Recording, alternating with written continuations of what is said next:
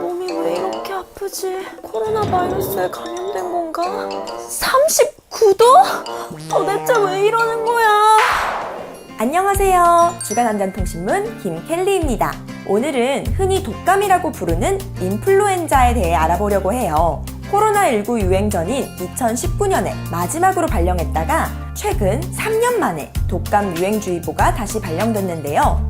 오늘은 감기와는 성질이 다른 독감에 대해 알려드릴게요. 우리가 흔히 부르는 독감은 인플루엔자 바이러스에 의한 감염성 호흡기 질환을 말해요. 증상은 비교적 가벼운 증상부터 심각한 중증까지 나타날 수 있는데요. 심한 경우엔 입원이 필요하거나 사망에까지 이를 수 있습니다. 특히 감염에 취약한 노약자나 임산부, 폐나 심장질환 등을 앓고 있는 환자들에겐 폐렴 등의 합병증 발생 위험이 높은 질환이에요. 호흡기 질환이라고 하니까 흔히 감기를 떠올리실 수 있을 텐데요. 감기와 독감은 그 성질이 조금 다릅니다.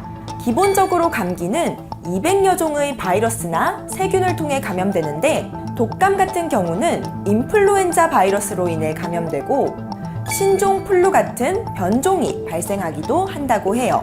증상은 두 질환이 비슷하지만 감기는 가벼운 콧물, 인후통, 리열, 기침 정도를 동반하는 바이러스 질환이라면 독감에 감염되면 아이들에게서는 구역질, 구토, 설사 등이 나타나기도 한대요. 발열이 시작되면 일반적으로 3-4일간 지속되는데 기침과 인후통은 해열된 후에도 며칠 더 지속될 수 있다고 합니다. 또 감기는 사계절 연중 감염되지만 독감은 보통 10월부터 겨울철에 유행하는데 12월에서 2월까지는 유행 최고점에 이른다고 해요. 독감이 유행하기 시작하는 지금, 감염은 어떻게 이뤄지는 걸까요? 이미 감염된 사람이 기침이나 재채기를 할 때 분비되는 호흡기 비말을 통해서 사람에서 사람으로 전파됩니다. 질병관리청에서는 11월이면 우리나라 국민들의 면역력이 가장 낮아질 거라고 전망하면서 코로나19와 독감 유행이 동시에 진행되는 트윈데믹이 일어날 수 있다고 경고하고 있어요. 특히 9월에 독감 유행주의보가 발령된 건 발령 체계가 시작된 이후로 처음이니까 더욱 관심과 주의가 필요하겠죠? 독감을 예방하려면 코로나19 예방법처럼 개인위생 수칙을 철저히 지켜준다면 충분히 예방할 수 있다고 하는데요. 씻지 않은 손으로 눈이나 코, 입 등을 만지지 않는 것, 외출 후에는 얼굴과 손, 발을 30초 이상 비누로 깨끗하게 씻는 것이 중요하겠죠.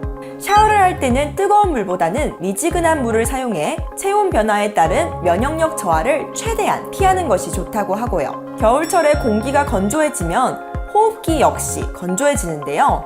그럼 질병에 걸리기 쉽기 때문에 실내 습도 조절을 하는 것이 좋겠습니다. 가습기를 튼다거나 젖은 수건을 머리맡에 널어놓고 자는 것도 도움이 되겠죠. 무엇보다 독감 예방접종을 통해 미리 면역을 확보하는 것이 가장 중요한데요. 65세 이상 어르신을 비롯해서 만 13세 이하의 어린이나 임산부는 지정된 동네 의료기관과 보건소에서 무료로 예방접종을 할 수 있어요. 또 코로나19 백신과 독감 백신은 한날 동시에 접종이 가능한데요. 양팔에 각각 접종하게 된다고 하네요. 혹시라도 독감에 걸리면 나이나 상태에 따라 바이러스 전파 기간의 차이가 날 수 있지만 성인의 경우 대개 증상이 생기기 하루 전부터 증상이 생긴 후 약 5에서 7일까지 감염력이 있고 소아의 경우에는 증상 발생 후 10일 이상 감염력이 지속되는 경우도 있다고 하는데요. 방역당국에서는 어린이나 학생이라면 집단 내 전파를 예방하기 위해 해열제 없이 체온이 정상으로 회복한 후